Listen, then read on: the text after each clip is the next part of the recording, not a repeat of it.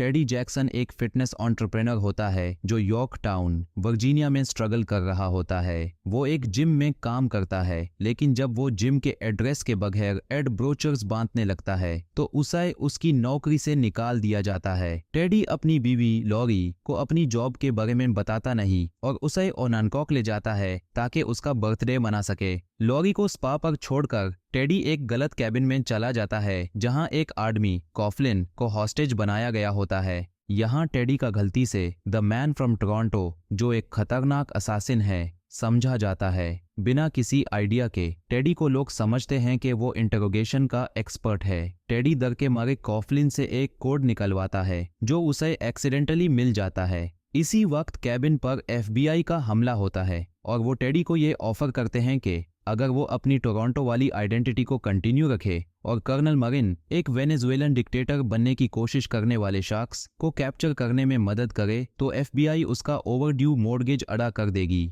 Teddy reluctantly मान जाता है, लेकिन वो बहुत जेलस होता है जब FBI एक एजेंट को लॉरी और उसकी दोस्त एन के साथ एक लग्जरी ट्रिप पर वाशिंगटन DC भेज देती है, कहकर के ये ट्रिप टेडी की जॉब की तरफ से दिया गया है। एस टोरंटो टेडी मरिन की बीवी डनियला से मिलता है जो उसे सैन जुआन पुर्टो रिको ले जाती है और उसे ऑर्डर देती है कि वो ग्रीन, जो कॉफलिन का पार्टनर है, को ढूंढे और उसे कर्नल के पास वाशिंगटन DC ले आए। रास्ते में असली मैन फ्रॉम टोरंटो, जिसका असली नाम रैंडी होता है, उसे घेर लेता है। रैंडी को $2 मिलियन का कॉन्ट्रैक्ट पूरा करना होता है और वो टेडी को रूसे मेंटेन करने का प्लान बनाता है, जिसे सब समझते रहें कि टेडी ही टोरंटो है। रैंडी अपनी हैंडलर को कॉल करके सिचुएशन बताता है, लेकिन हैंडलर दूसरे असैसिन मैन फ्रॉम मायामी को भी भेज देती है। रैंडी और टेडी टेक कॉन्फ्रेंस पर पहुंचते हैं जहां मरीन के आदमी ग्रीन के रिसर्च टीम को काबू में कर लेते हैं। रैंडी टेडी को इंट्रोगेशन के लिए गाइड करता है, लेकिन टेडी एक्सीडेंटल एक आदमी को आंख में छुरा मार देता है और घबराहट में उसके ऊपर और दूसरे हॉस्टेज पर उल्टी कर देता है।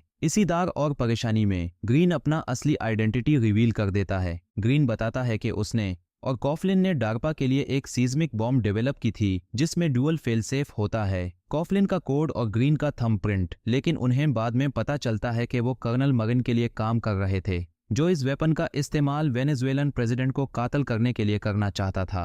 रैंडी ग्रीन का थंब काट लेता है जब टेडी रूम से निकाल जाता है, लेकिन इसी वक्त मैन फ्रॉम मायामी उन पर हमला करता है। दोनों इससे बचकर भाग निकालते हैं और वापस DC में लॉरी के बर्थडे डिनर में शामिल होते हैं। रैंडी वहां एन के साथ इमोशनली कनेक्ट होता है। इसी दौरान मायामी थंब चुरा लेता है और वो और हैंडलर उसे मरीन तक पहुंचा देते हैं। जब रैंडी और टेडी डील क्रैश करने वहां पहुंचते हैं, FBI भी आ जाती है।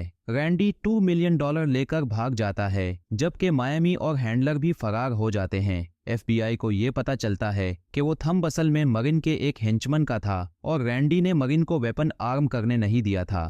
जब टेडी घर वापस आता है तो पता चलता है कि लॉरी उसे छोड़कर अपनी मां के घर चली गई है, क्योंकि उसे पता चल गया था कि टेडी ने अपनी जॉब खो दी थी और उससे झूठ बोला था।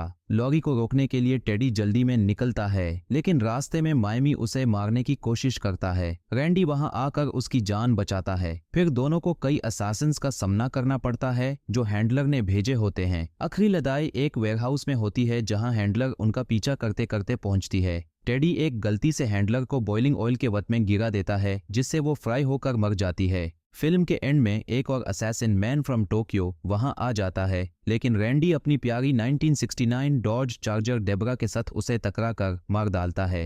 रैंडी और टेडी अपने मिशन के बाद लॉरी को ढूंढने ट्रेन स्टेशन जाते हैं, लेकिन टेडी गलती से अपनी कार ट्रेन ट्रैक्स पर पार्क कर देता है। ट्रेन आती है और डेबरा को डिस्ट्रॉय कर देती है। एक साल बाद रैंडी अपना रेस्टोरेंट खोल लेता है और एने के साथ रिलेशनशिप में होता है। इसी वक्त टेडी अपना नया ऑनलाइन जिम शुरू करता है जिसमें रैंडी को अपना पार्टनर बनाता है। टेडी उसे छोटी सी पेमेंट करता है डेबोरा को रिप्लेस करने के लिए, लेकिन रैंडी टेडी को लाइव स्ट्रीम के दौरान कॉल करके धमकी देता है।